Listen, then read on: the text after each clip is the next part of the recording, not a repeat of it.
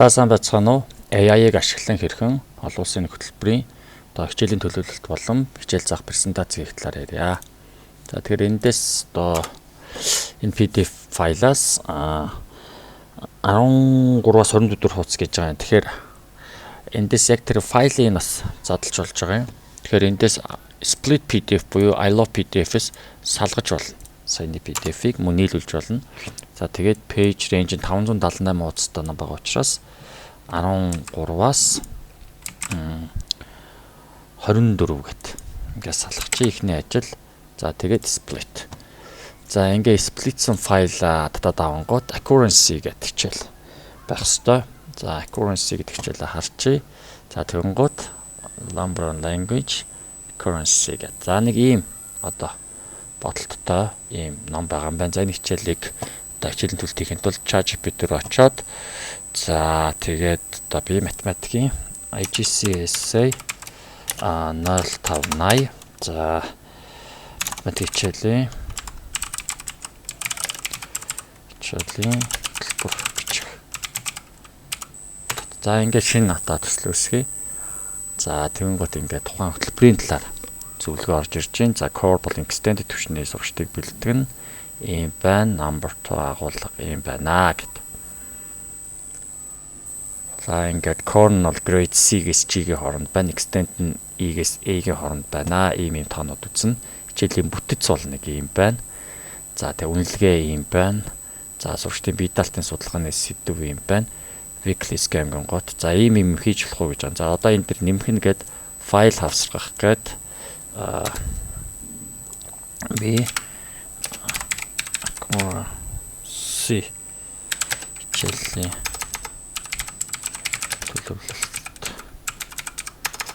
гэсэн одоо маш дэлгэрэнгүй. За тэгээд A-тай ажиллахад бол хичээлийн төлөвлөлт бий ч гэнэ. Асуултыг айгу зөв өгөх хэрэгтэй хичээлийн төлөвлөлт гэж гэнэ. За энэ удаад бол би одоо жишээлбэл яах нь одоо энэ материалыг салгаад уншуулж штэ тийм ээ. За тэгэхээр энд бол нэг ийм юм байна гэт те. За тэгээд хэрэглэгдэхүүн бол ийм байна, прожектор ийм байна, оршил самбар дээр ийм тоо бичээд асуунаа те. За ингээд ийм шинэ агуулга тайлбар нь ийм гэт за ингээд хадгалсан буюу ингэн. За ингээд бие даалтын дасгал 20 минут. За ийм байна. Дүгнэлтийн гут нэмэлт судалгааны ажлын гот нь сайн байна.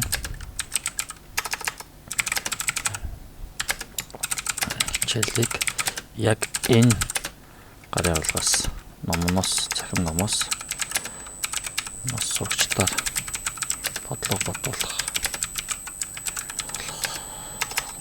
дасгал ажиллуулах. За ингээд үйлдэл аюу сайн те ажиллуулах. За мөн гэрийн даалгавар өгөх. За хичээлийн төлөвлөлтөд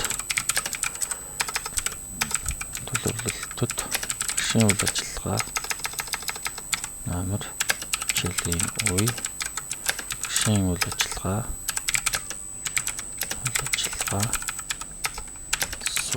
сурагчийн үйл ажиллагаа за тэгээд арга зүй за тэгээд хэрэглэгдэхүүн. За ингээд өөрөө төлөвлөлтийнхаа юг зохиож болно шүү. За гэх мэтэр гэж хүснэгтлэн CSG-г бэлдэж өгнө үү? CSG-г бэлтгэж өгнө үү? За гэхдээ хичээлийн төлөвлөлт хугацаа зорилт зэрэг нь стап бичгтээд дараа нь хүснэгт нь ороод за ингэж хүснэгт нь ороод тэгээд хүснэгт хараад хүснэгт дуусны дараа нэмэлт тасгал гэрийн даалгавар зэрэг бичиж болно.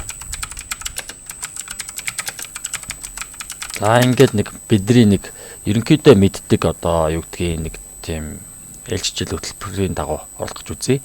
За тэгэнгუთ ингээ хичээлийн төлөвлөлт орж ирээд за сургалтын зорилтууд орж ирээд за оршил юм дээр ийм бичнэ. Суралцагч янз бүрийн асуулт хариулт самбар маркер болно. Word example ийм байна гэд. За нэмэлт тасгал анги дотор ийм хийлгэн. За гэрийн даалгавар бол exercise энэ нэг хийн. Card travels гэд. За тэгвэл боломжтой worksheet-ийг core easy стандартаар бэлтгэж өгөх гэж байна. За одоо ажлын утсыг ингээ гэж байна. За тэгье. За энийг арай болоог шүү. За тэгвэл одоо за энэ ажлын утсыг хийлгүүлчихье. Хувааж бэлтгэж өгнө мөн зөв хариу болон яагаад энэ зөв хариу болох талаар зөвлөмж тайлбар бичиж өгнө. За ингээд нэг бол явчихж байгаа юм.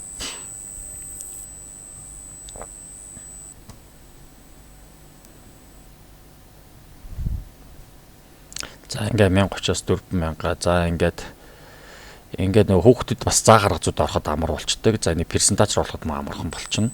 За мөн дээрээс нь нөгөө энэ арга зүйдэр бол яагаад энэ нь зүв бэ гэдгийг хүүхд тайлбарлаад ч юм хараа сурчвал бас асуудлаа бас хараа сурна гэдэг байдлаар багш өөрийнхөө арга зүйтэй бас ойртуулж нөгөө роботыг ажилуулах боломжтой гэж харж байна.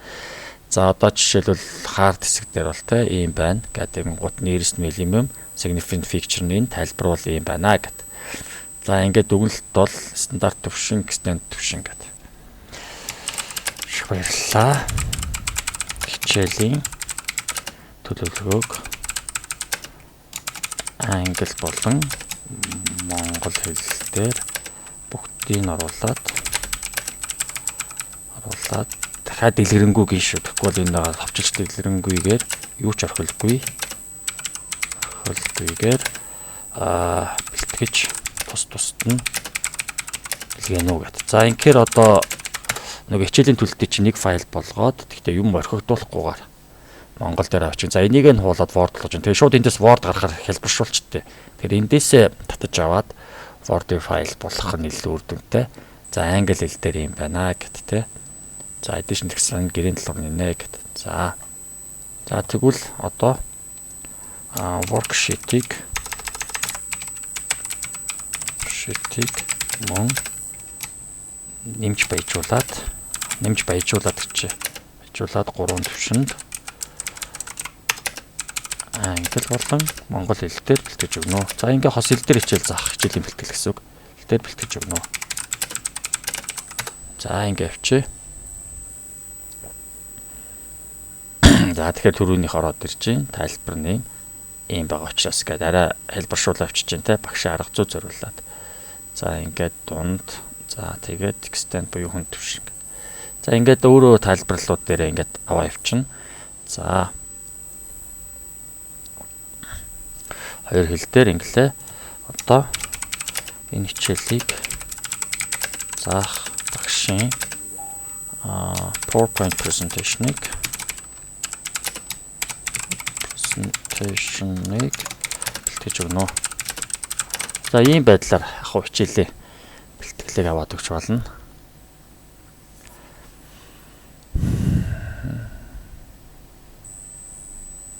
За энд бол урьдчилан харах нь явж байна.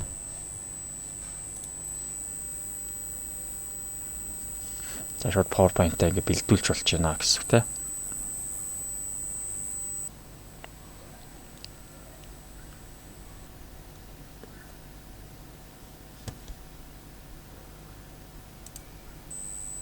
Энэ маань юу хийгээд өчөвдөө энэ худлаа болцоо урьдчилан харах нь хаана. За ингээд PowerPoint маань гараад ирж байна. Copy доод. За үнийг хуулах гэхээр PowerPoint руу гадах. Татаж авах гэхээр юу болоод байна? PPT-X энэ файл жоохон өөрчлөө. За зүгээр энэ дотор нь шууд хариулчихъя. Тгийгээд энд хариулцсан байна. Энийг ингэж хааж агаад энэ доор нь тгийг авчиж сайнныхыг бол хийсэн байна. За тэгэхээр PowerPoint-ыг маань бэлтэж өгнө гэсэн.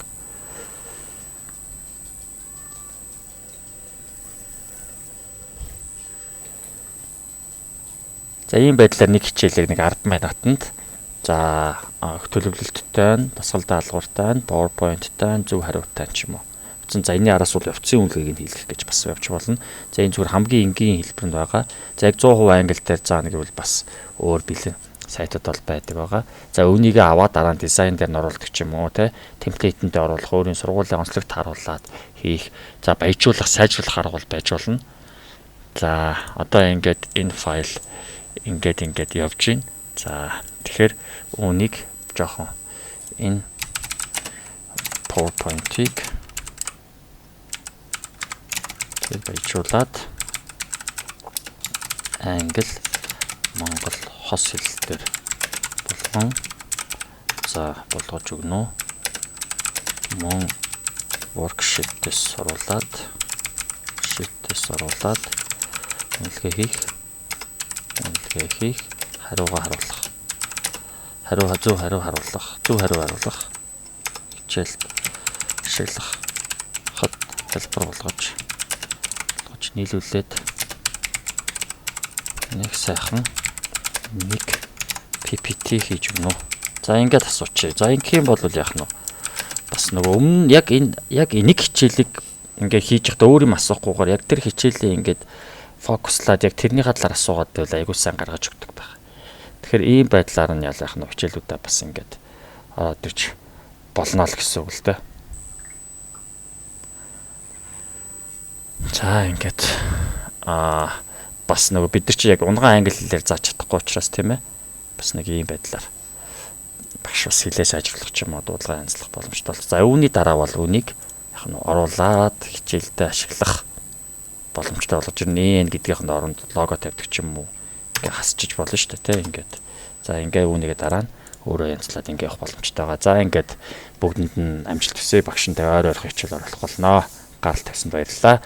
Дараагийн хичээлээр юуны талаарх аргаа үзүүлэх байна гэдэг талаас бас хэлж болно шүү.